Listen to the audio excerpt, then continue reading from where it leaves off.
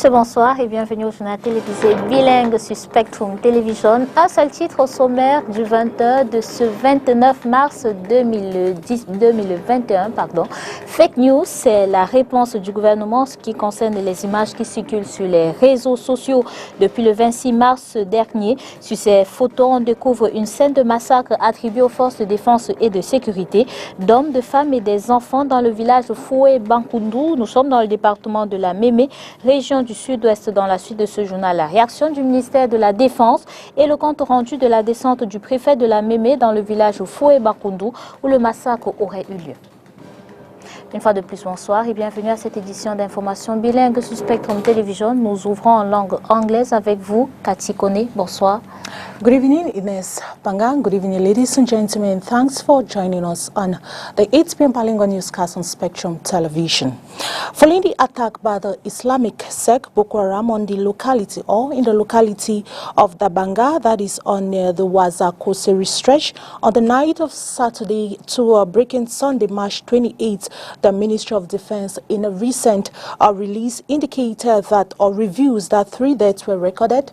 That is 1 soldier and 2 civilians. 2 soldiers injured have been evacuated to l'Hôpital de la Renaissance, that is in Jamena. 1 armored vehicle was partially damaged. 10 shops and 1 cargo truck burnt down. The release also says that the attack was led by hundreds of heavily armed men operating on board light tactical vehicles and motorcycles. Steve, talking about that is still in the same line, according to a report by the Ministry of Defense on the purported story of Bonga subdivision that went viral on social media, that the release indicated that it was rather a patrol of elements of the 21st Battalion attacked by a heavily armed criminal gang on the Bonga Kumba stretch of road in the morning of March 26, 2021. The outcome of the second clash was 2 terrorists neutralized, 5 improvised explosive devices, remote detonators and several weapons of war recovered. And on today's report, the population of the village of Foué-Bankoundou, that is in the Bonga division or subdivision rather, Meme division of the Southwest region, has debunked allegations circulating on social media about mass killing of inhabitants in that locality. This was revealed to the senior divisional officer for Meme division, Shambale Ntondong, during a visit to the village on Sunday, March 28, 2021. Details in the following report. The image of at least 20 civilians seen lying helplessly on the ground in Bonga subdivision, Meme division of the Southwest region, have been described by the inhabitants of Bonga as fake. This was confirmed during an investigative visit of the senior divisional officer for Meme division, who discovered that the purported story seen on social media was misunderstood by many. In Foué-Bankoundou, in the Bonga subdivision, after what circulated to the social media, that was a massacre in the village. All of us are witnessing, all the population are saying that it was only those who used to disturb them in the village, 5 of them were killed. That day what happened was that during the operation, they were supposed to do the general checking of the houses. The general checking of the houses had been done, but the population were standing outside. And that is why, to avoid shooting coming left and right, they asked them to lay down. And later on, after the general checking, they sat and they discussed with their brothers and sisters who are military. It is exactly what happened. You see the population very committed, mobilized, hardworking. You see them every year they are very happy. And I will continue to seize this opportunity to openly call for all my children in the bushes to tell them to put aside this activity, helping them. Let us put our forces together in order to reconstruct not only Foué-Bankoundou but the whole Meme division. They presented the situation like the properties which have been destroyed. I told them that the head of state has created a construction project which is willing to welcome them. The administrator, addressing the locusts, urged them to help the government fish out those trying to bring down the integrity of the country. I am your slave. If you are not sleeping, it means I'm not doing my work. Help me to help you, my brothers and sisters, my mothers. Enough is enough. Enough is enough. For Bakundu, being an industrial zone, the constant attacks by unknown individuals, the Meme boss reviewed, has chased away contractors. All the contractors are afraid to come and walk the road, and all of us are suffering. I am on the road since 6 a.m. from Kumba. Look, it's now that I'm reaching this beautiful village. Once more, I am your father. We are going to work together. I am going to hunt those who are not committed, are not willing to keep aside this madness. However, the inhabitants of Bakundu made an outcry on the numerous and constant attacks and threats by separatist fighters and pleaded for the senior divisional officer to relate their message to the head of state and call on him to do all he can to solve the ongoing Anglophone crisis. Les ressortissants du Ngok-Etunja, résidant dans la capitale politique Yaoundé, se sont réunis ce jour. Au cours d'une conférence tenue à Yaoundé, ils ont dit leur indignation. Ils ont appelé à un cessez-le-feu dans la région du nord-ouest pour un retour définitif à la paix. Olivier Bouzique. Le département du Ngok-Etunja dans le nord-ouest est l'une des principales localités secouées par la crise sécuritaire depuis 4 ans. Le département de Ngok-Etunja a eu trop de problèmes pendant 4 ans, où les enfants ne partent pas à l'école. Donc, tout le développement de Ngok-Etunja est en arrêt. C'est comme si personne n'habite, parce que la plupart des jeunes, même les vieux du département, sont maintenant en ville, alors qu'ils étaient au village. La plupart partaient à l'école. Aujourd'hui, ils ne sont plus là. Donc, c'est les riches qui ont envoyé leurs enfants hors du département pour fréquenter dans les autres zones où il y a la paix. Malgré les multiples tentatives de résolution de la crise, les exactions perdurent dans ce département.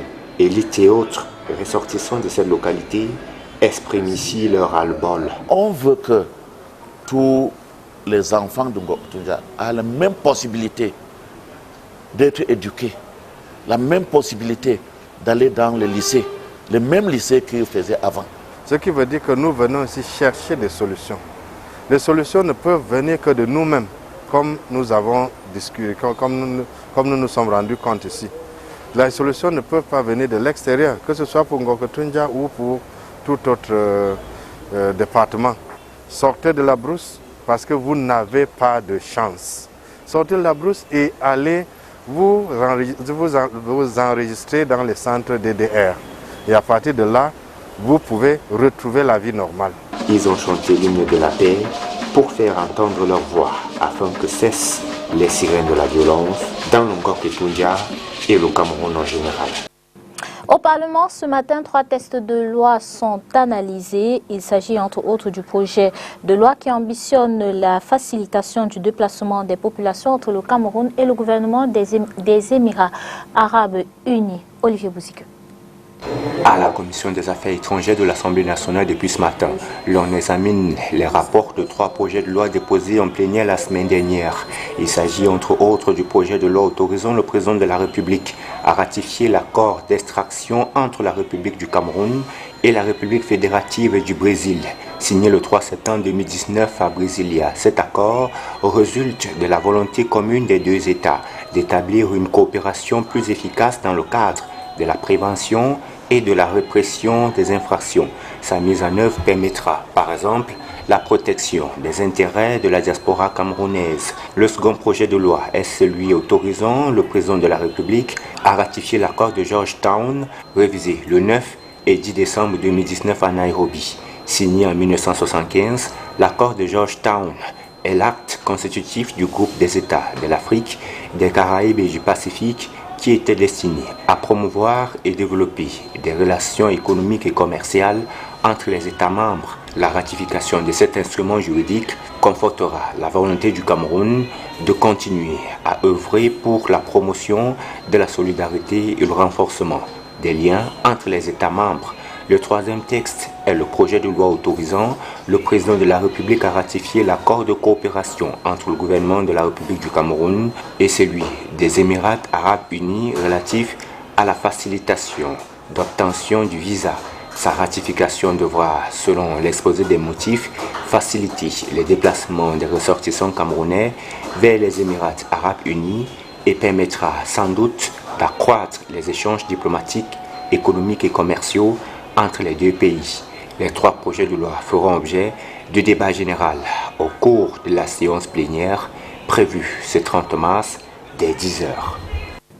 Covid-19, l'Ordre national des médecins du Cameroun favorable à l'utilisation d'un vaccin. Seul le vaccin pourra permettre de lutter efficacement contre ce virus. C'est du moins ce qu'a récemment laissé entendre le docteur Guy Sanjon, le président de l'Ordre national des médecins du Cameroun. Et ces propos ne rassurent pas les nombreux Camerounais qui restent malgré tout sceptiques. Mireille Siabzé. Avec 40 622 cas confirmés de Covid-19 au 16 mars 2021 au Cameroun, la résurgence des cas de coronavirus préoccupe l'Ordre national des médecins. En attendant l'arrivée des vaccins, l'Ordre invite le gouvernement à remettre en application toutes les mesures édictées au mois de mars 2020 pour limiter la propagation du virus sur le territoire national et pense que seul le vaccin pourra permettre de lutter efficacement contre le coronavirus. Un avis que ne partagent pas forcément certains citoyens camerounais. Le vaccin me fait peur. On ne m'a pas expliqué. On m'a dit un vaccin contre telle chose. Avant, nous, on nous expliquait, on a été vaccinés partout, on nous expliquait à quoi on devait s'attendre. Mais aujourd'hui, on vient vaccin. Il y a un mal qui détruit le monde entier. On dit que seulement qu'on va vacciner. On va vacciner quoi, contre quoi et comment? Moi, je n'ai aucune idée, j'ai peur de ça. Moi, je ne trouve pas que c'est une bonne chose. Parce que déjà, le vaccin, c'est un peu précipité. Et en tant qu'Africain, je ne peux que déplorer comme ça que ce soit en Afrique qu'on puisse déverser tous ces vaccins pour des raisons, je ne sais pas, de stratégie mondiale et tout et tout. L'Ordre des médecins reconnaît qu'il y a des réticences concernant l'efficacité d'un vaccin anti-Covid, mais encourage tout de même ceux qui veulent se vacciner à le faire. Si le président de l'Ordre, le docteur Guy Sanjon, en appelle au libre accès à ces vaccins, récemment, il fait savoir que le Cameroun aura probablement plus d'1 million de doses dans les prochains jours. Ça représente les sujets à risque, c'est-à-dire le corps médical, les personnes âgées de plus de 50 ans, les patients ayant des facteurs de comorbidité, les agents de sécurité. Cependant, il faut dire que le silence de l'Ordre national des médecins du Cameroun sur le vaccin devenait inquiétant et commençait à paraître assourdissant. Maintenant, reste à savoir si les populations très réticentes au vaccin finiront-elles par écouter les conseils des médecins de l'Ordre, tant on sait que certains médecins au Cameroun observent ce projet de vaccination anti-Covid avec beaucoup de scepticisme.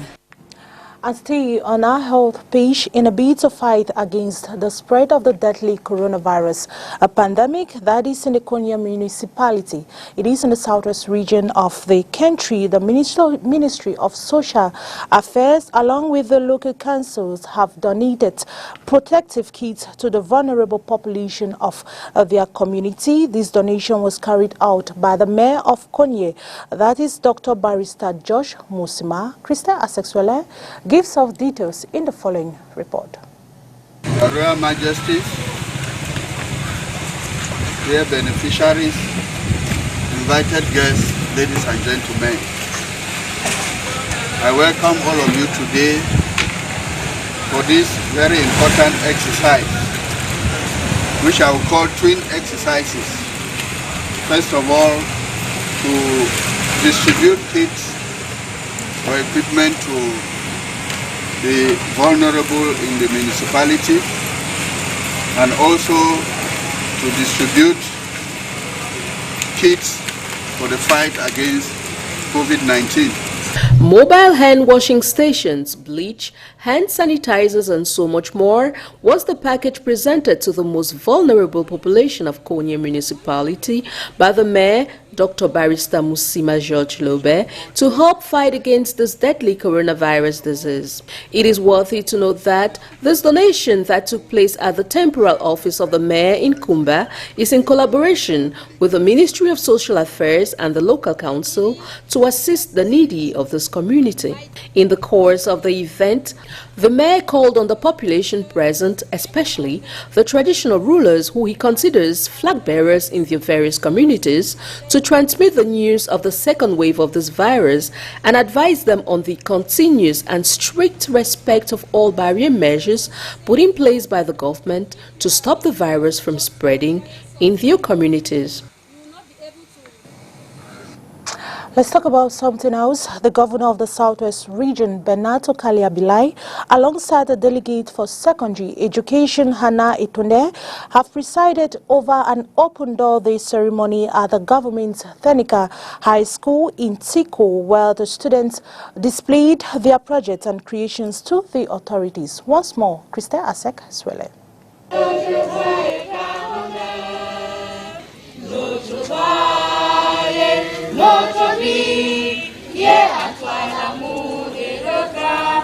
Showcasing their works through an exhibition on the campus of the Government Technical High School in Tiko, in the southwest region of Cameroon, has been a way forward for the students and teachers of this establishment to display to the authorities as well as to the world the importance of technical and vocational education for the country's emergence. The whole nation has realized that if the country has to emerge into the terms to technical and vocational education, it is for that reason that the minister is encouraging students in these schools. The first thing she did was that she changed most of the schools from just GTCs to GTHS, and those that were GTHS, she changed them to GBTHS, so that at least she can give an opportunity to every child who wants to go to technical school to study. The workshops, the ministry is doing much to ensure that all our schools have workshops for the various specialties. But you must bear with me that the schools are many and the ministry cannot attend to all the schools at the same time. And so they have started, it's gradual, but every school has some workshops and equipment that are functioning. And it is a gradual process. The ministry is doing something, and I am sure that in the nearest future, all our schools will be wonderful technical institutions. Presided over by the governor of the Southwest region, Okale Bilai, alongside the regional delegate for secondary education, the students exposed their various projects and creations to the authorities, who were deeply amazed at the students' level of ingenuity and creativity in their different projects they presented. All what they produce with the foods, it's very important. You know, all of us know how much money we spend to import those products. We have wood here, but we have good furniture, we must import them. So with what I've seen from those children, I think if they continue and if they are sustained, they can prevent importation of furniture and will consume our wood. So we have been impressed by most of what they have presented, but that's why I encourage the teachers, the principal, to continue what they are doing, because that is those our children of today are the future entrepreneurs of tomorrow. With what they are doing today, when they will complete their training, I think we have, thanks to their knowledge, good products on our market, competitive products, and that make the pride of our economy, the pride of our nation. The children who are offering electricity, those who are offering woodwork, those who are doing agriculture, you see what they have exhibited. It shows that the children themselves are very entertaining. enthusiastic, their teachers can put it in their breast, and the government cannot let the children alone. The government is accompanying them so that they will be able to acquire knowledge that will make our country emerge in 2045. This Open Door Day ceremony at the Government Technical High School, TICO, has once again confirmed the importance of vocational training in schools, as they can accomplish marvelous results if they are well supervised and supported by the government. And on to our international page, almost by chance, a group of 8 high school teachers created a plan to use their technological and organizational skills to help people get their COVID-19 vaccines. More with the VOA. Sitting at the benches of a football field at the school where some of them used to teach Spanish class, the vaccine hunters, as they call their group, are meeting in person. It's something they haven't done for a while. They have been helping people in their community get their COVID vaccines. My children's piano teacher, she's in her 80s. She lives in Washington, D.C. She couldn't find an appointment. And when I helped her, I realized I wanted to help more people. And that's when my friend Maisie Lynch texted me and said, would you want to help me watch some websites? This group of all-women educators noticed that many people eligible for the COVID vaccine were having trouble finding appointments and navigating the various COVID websites. Just said, hey, can you help me get some appointments for people? You know, people are asking and I just need some help. And they were like, sure. And it's grown tremendously. Really quickly, we found out that a lot of people needed our help. We made a Facebook page, we had a spreadsheet we were sending out to people. Technology, internet access, and speed are some of the things the vaccine hunters say are needed to get the COVID vaccine appointments. The website has a time that if you don't register within that certain time, maybe someone who is faster on the keyboard will take the appointment. Maria Peterson is a high school Spanish teacher. After confirming appointments for hundreds of people, she noticed that only certain parts of the population were asking for help and getting vaccinated. We noticed that there was only a big group of white and upper middle class people who were asking for help. We realized that the Latino and African American community was not getting vaccinated.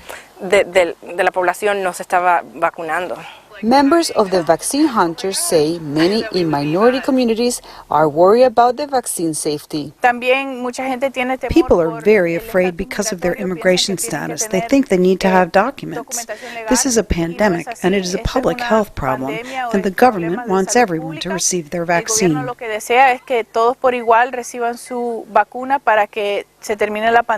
Despite the challenges, the group have managed to help 1,000 people get their vaccines. They have a Facebook space open to conversation and information about COVID vaccines in their state of Maryland. They say they've learned many lessons and are grateful to help a community that has also supported them. Cristina Caicedo Smith, VOA News, Washington.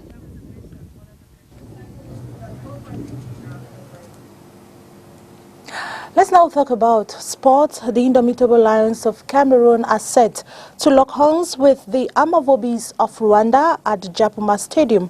That is on Tuesday, March 30. The two teams will be meeting for the 9th time, with Cameroon dominating 6 times. O'Neill Adonet gives us a preview of their encounter. The Japoma Stadium here in Douala will host the Cameroon-Rwanda encounter come Tuesday, March 30th, 2021.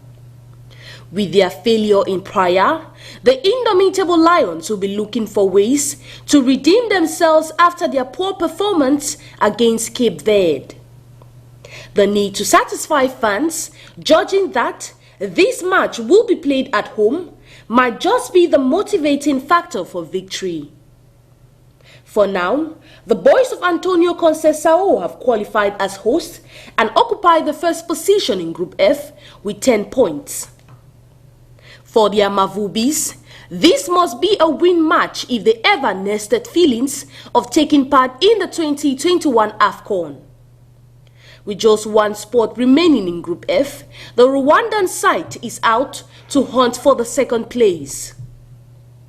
The boys of Vincent Mashami have had a poor run so far, with 2 draw matches and 1 win. The two teams will be meeting for the 9th time, and Cameroon have dominated 5 times. Rwanda has never won a match against Cameroon, but has helped to hold Cameroon in 3 draws. Consequently, Rwanda will be coming to Cameroon with hopes to grab their first win against Cameroon and, if possible, win their qualification ticket. On affronte demain le Rwanda au complexe sportif de Japoma. La rencontre se fera à huis clos à 20h. Le match compte pour les éliminatoires de la Coupe d'Afrique des Nations 2021. Pour l'heure, le Cameroun occupe la tête du classement du groupe F. Ce jour, les Camerounais rencontrés dans les rues de Douala donnent un pronostic du match qui se jouera demain, c'est-à-dire le 30 mars 2021. Il s'exprime au micro de STV. On attend la victoire et j'espère que le Cameroun va donner 2 buts à 0. Oui, et j'espère que les joueurs qui ne sont pas venus la fois dernière, qui vont vraiment... bon, je ne sais pas s'il y a encore les possibilités qui viennent. Parce qu'on a besoin d'eux pour vraiment bousculer, pour mettre vraiment la pression sur l'adversaire. Ce que je veux dire, c'est que ce sont des jeunes joueurs. Déjà qu'on a pris plus de locaux que des professionnels. Mais on ne peut que les faire confiance parce que tout enfant passe par là pour grandir. Oui, ce sont des bons joueurs. Mais il leur faut encore un peu d'expérience. Et pas parce qu'on a perdu le match qui s'est passé l'autre jour, mais on a quand même espoir pour le match de demain. Le match de demain, le Lion vont gagner 2 buts à 0. Je ne peux même pas faire de pronostic déjà parce que je sais que le Cameroun ne peut pas gagner. Oui, vu les problèmes que nous avons, commençant dans notre fédération, qui est la fédération camerounaise, qui n'a pas d'organisation, 10 ans de normalisation, pas de suivi. En dehors de Coton Sport de Garoua, qui est la seule équipe de championnat d'Elite 1 qui se débrouille, il n'y a plus d'autres équipes. Donc, le Cameroun n'a même pas d'avenir. S'ils veulent gagner la Coupe d'Afrique qu'ils organisent chez eux, ils doivent normalement revoir déjà à partir de la fédération l'organisation des clubs et c'est tout. Pour la victoire de demain contre le Rwanda, je crois que c'est encore une défaite pour l'équipe camerounaise, pour le manque d'organisation. Moi, je vois que le Cameroun n'a pas d'équipe. Ils n'ont pas de joueurs. C'est les joueurs pour ramasser ceux qui sont pas, qui s'entraînent, il n'y a pas d'avoir un championnat. Comment on va jouer? On joue une compétition, on se prépare pour une compétition alors qu'on n'a pas de championnat qui évolue, qui ressemble à un championnat comme pour un pays comme le Cameroun. Ces conséquences, ils vont que faire ce qu'ils ont l'habitude de faire. On n'attend pas beaucoup aux Camerounais, à ces lions-là. Le pronostic, moi, je ne peux pas donner le pronostic parce que c'est des gens qu'on ne peut pas compter sur eux. Notre souhait, c'est que le Cameroun gagne. Même si c'est 3 ou 4, c'est bien. And now matches counting day 4 at the Elite One Championship played over the weekend witnessed as Fortuna that an Panther of Nde mount to first position in Pool A and B respectively. Oni Ladonet gives us a review of the matches. Her report. AS Fortuna and Fu have maintained their dominance and unbeaten run at the top of Pool A after beating Stade Renard of Melon 1-0 in day 4 of the Elite One Championship. The 3-0 thrashing from Gabriel Zabotose's men in day 3 seems to have awoken the Flying Bambuntus of Mbuda as they defeated Yafu 2-1 and Bankomo. Bambuntus now occupies second place in Pool A, with Yafut 2 pushed to last position with 0 points. It was a clash of the titans between Dragon FC and Fovu FC of Baham, as both teams managed to secure a point with 1 goal each at the end of day 4. Diko FC, Avion, Edin and Union all ended their match goalless. Pool B recorded 8 goals as compared to 5 in Pool A, with Tonnerre and Coton Encounter recording the highest number of goals. The Coton Sport of Garoua, which failed to grab a point in their last game, did their homework as they crippled Tonnerre 4-1 at the Amadou Ahidjo Stadium. The Amadou Ahidjo Stadium also witnessed the defeat of New Stars Academy to Apajes of Fu. A late penalty from Junior Koto handed all 3 points to Apajes, placing them second in Pool B with 7 points. Young Sport Academy of Bamenda managed to secure their first win and only win so far after defeating Les Astres FC. Panther of Dende showed her superiority over Colombe of the Ja and Lobo in match day 4. The day ended with over 14 goals from 13 scorers, with Coton Sports man Game Ariane being the star of the weekend with 3 goals. And that report by Oni Ladonet brings us to the end of the 8 p.m. bilingual newscast on Spectrum Television. Ladies and gentlemen, thanks for watching and wishing you a blessed stay in the company of our programs. Good night to you, Ines. Bonsoir Catherine Connet, bonsoir à vous mesdames et messieurs. Merci d'avoir été des nôtres. Bonsoir.